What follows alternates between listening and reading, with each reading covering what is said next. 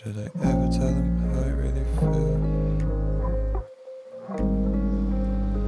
Should I ever tell them how I really feel?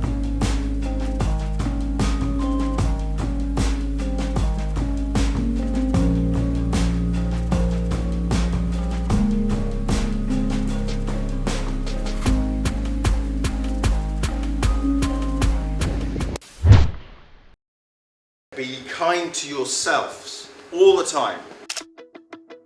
Throw away the city lights, throw away the cars. Give me a clear night underneath all the stars. I don't want no concrete jungles, no suburbia. I just want somewhere that the blue skies are. So come with me to a place afar, where the palm trees dance and sway. So run with me. If we leave right now, we might make it in time. The sunset is fading, but the light's not gone. The ocean waves Hector's House. So my connection to Hectors House is, so as far as I can remember, Hectors House was formed not directly after he passed away, but I think in a few months after. Hector's father, Robert Stringer, and Hector's mother, Belinda Stringer, and then there was another lady called Jill Cornell, Louise Tyson, and then my mum as well, Leslie Ann Cole. They came together to form, I'm not sure they could foresee that they were how far Hector's House would go, but the idea was they would form this charity or this mental health space to kind of give a platform for young people to come and talk to, discuss issues such as anxiety, depression, and that, I think that's where it kind of sadly was born out of, was the loss of Hector. So that's in terms of where Hector's House began. Yeah, so I guess again my connection was that Hector was one of my best friends. I mean, we all kind of had a big Tring family community, so my connection to it is kind of through friendship, through family. Do you know, not necessarily. I've done a couple of talks, very small talks about mental health, and in fact, before I started working at Tring School, which is the school I currently work at now, Hector's House asked me to do a very brief discussion to the sixth formers there, because Hector's House had been going to Tring School kind of intermittently now and then to give talks, to young people about the awareness of mental health, about suicide, the dangers and signs and things to look for if you were struggling with mental health. They asked me one time to come and give a talk in assembly to the sixth formers, or the sixth form cohort there. So that was kind of the first time that I was brought into Hector's House and saw how they kind of operate, saw what their message was, what they were trying to do, and I had the opportunity to give my own reflection on what had happened, my experience with Hector, maybe impart some of my own wisdom on how to look after your mental health going forward as well. Yes, absolutely. I think it's critical to my overall well-being. If my mental health isn't, as best as it can be in my life, no matter what I'm doing, for me, most of the structures I have in my life, in my place, are first of all to make sure I've got a really strong mental health, so that all the other things that I want to pursue and do in life, I can kind of do them with ease. I very much would. And not just purely because of my own emotional investment in it, of the story as to how it started, but just seeing actually how it's developed from when it did start to the scope that it's got now, and how many people they reach out to, and just how well known it is. And Robert, who is the CEO, or who's the kind of the founder who runs Hector's House, has such a genuinely authentic love and drive to make a difference to people who are struggling with mental health, particularly of those ages of, let's say 12 to 18. He genuinely loves to help people, and he genuinely wants to make a difference. I would say there's a real person there with a real story who genuinely wants to just connect with young people and make a difference. So that's why I think it is an amazing charity. I think people should know that, first of all, that Hector's House is there to help anyone that is struggling with their mental health, and it doesn't matter how big or small they may think their individual struggle or issue is. Hector's House is there, and it's available, particularly I think for also young men who are struggling with mental health. It is the most kind, thoughtful, engaging, welcoming. They're very authentic people and they generally want to help. The most impactful thing that I think personally that Hectors House has done, from my knowledge and the work they've done, is they have really got into a lot of schools across the county and maybe even more nationally as well. They really have gone into schools, and I think because of the nature of, you know, Hector going to a secondary school, his siblings going to a secondary school in Tring, them kind of knowing the environment about growing up in a school, all of those things that we all go through. Again, the family drive from them getting into schools and being able to deliver a genuine, authentic story and message that they've lived through is probably the most impactful thing I think they've had. However, the level of commitment and the work, they seem to kind of be everywhere, and you know, I see their symbol pop up in kind of magazines, I see them pop up different pubs, you know, saying all proceeds of quizzes and stuff go towards Hectors House. So I guess the biggest impact I'd say personally is that they've got themselves out there and they've made themselves, you know, a big face for mental health. Him as a person, who he was, his love for life, his love of music, his love of partying, his zest for life, his love of people, his compassion, all of those things, I guess they've managed to capture that essence in kind of Hectors House. That's what makes it kind of unique, is that I do believe they've captured all the essence of who he is into their work and into that charity. I genuinely believe that. My name's Rob, I'm from Hectors House, and Susan is our support lead and operations lead at Hectors House. The important thing is that you know, and that you need to know, that Hectors House is always here for you. And if you're struggling with anything, then please reach out to us. So this is Hecky. My son came to West Herts College, so originally went to Tring, and he took his life at the age of 18 back in 2011. And so that caused us to, at the bottom there it says, we've all spent time wondering how we could have prevented Hector from taking his life. He wasn't someone that you would think, you wouldn't have thought, is this guy suffering from low mood or depression? I now know a lot more about spotting the signs when someone is struggling. He was very sociable, had lots of friends, but he did overthink things. But that's normal for all of us, especially young people. And at 18, his life was tiny compared to mine. One thing he did do, which I didn't know very much about at the time, not because I didn't know, but because I didn't understand it, was he did self-harm. His mum knew about it, and he was working at Prezzo at the time, and so she would make sure everything was okay. Now, knowing what I now know about it, if someone I know is self-harming, I will want to spend some time with them to find out the why behind. What emotions are they trying to express? He often, which I didn't understand at the time, talked about numbness, not feeling connected. So it's understanding that. So we would ask if anyone knows of anyone who may be self-harming, that they contact us so we can talk through and understand a bit about what's going on. His suicide was out of the blue because we weren't expecting it. 1 is shit, 10 is brilliant.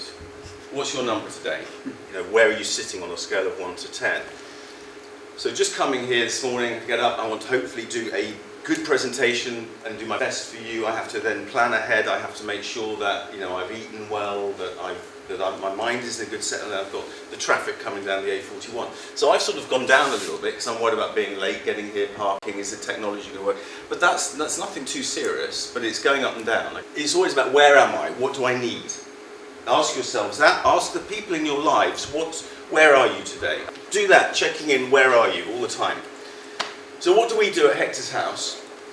Education, awareness and support. That's our strapline. Anywhere there's a human, we want to talk to you and talk about feelings and talk about what can we do to be able to deal with being a human. We are amazing, wonderful things. We have this incredible brain and these amazing bodies, but sometimes bits can let us down. Sometimes our bodies can let us down, sometimes our brain can let us down. It's a matter of working out what do we need. How can we live as full as possible? And then awareness. So about the helplines, this one I love. I'm a volunteer on 85258, which is the shout line. We partner with them. If you text Hector to 85258 on your phone, you can do it anonymously.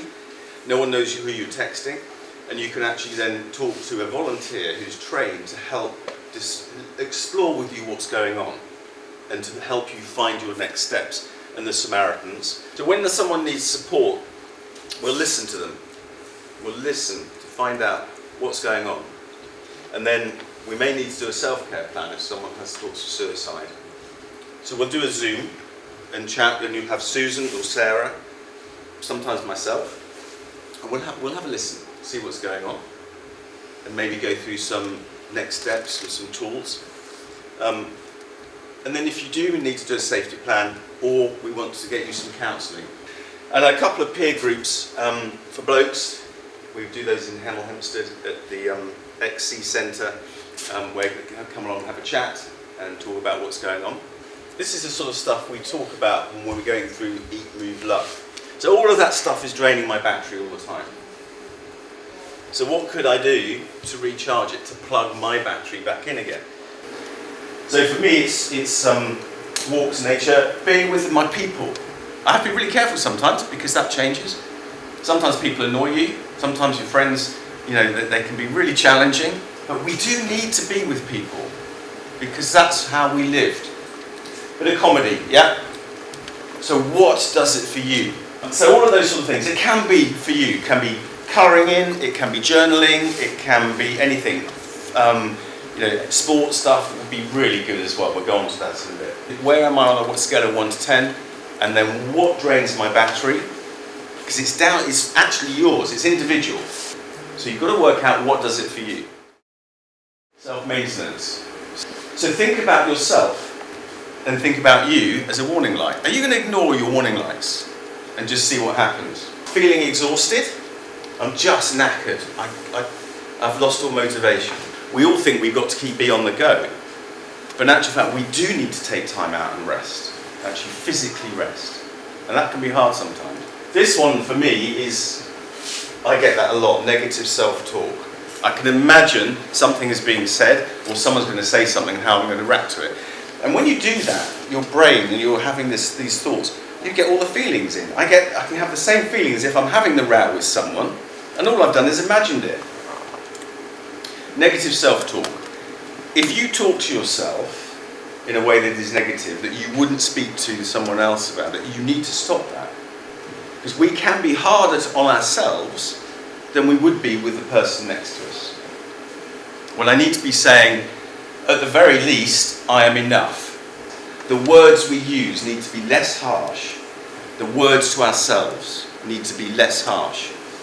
I know if I'm feeling tearful that I'm tired usually. Sometimes need to, so I have different music that I use for different times. So it's finding out, but if I'm feeling too tearful for too long, why? What's going on? Difficulties with sleep is really important. We need to sleep. If you can't sleep, if you're sleeping too much, or you can't get to sleep, that's something that we would like to discuss with you and work on. Really important. Moving around, exercising, getting out into nature. So I have to force myself to go to the gym, to do my stuff. I always come out feeling better. I find it a struggle to get in there, but I always feel better. It's the same thing if I go and walk the dogs or whatever I do to exercise and to walk. I always feel relaxed. Sometimes you just need to take an action and just to be doing something. And when I'm feeling anxious, apart from checking my negative thoughts, I take an action. Going for a walk, and I can think through things. Sometimes you just need to shake it up a bit and just actually move. It does give you mental clarity exercise. So that action thing, if you're feeling stressy, check what are my thoughts, and then take an action. And the action, walking, dancing, and it actually releases the adrenaline and cortisol. So that's one, eat, move. I'm feeling really anxious, I'm feeling really stressed. Have I eaten enough? Have I drunk enough water? What are my movements? Love. If you don't look after yourself, check your battery, check what's draining your battery, check what your score is on a score of 1 to 10. Check where you are. How can you help your best friend if you're not feeling it? So what is that? Stress management techniques. So this is all part of being a human. Checking my thoughts. What do I need? Connection. Back in the day, we lived basically in tribes. We walked for miles, we hunted for food, and we lived with people. You had to. If you were on your own, you'd die. You had to be together.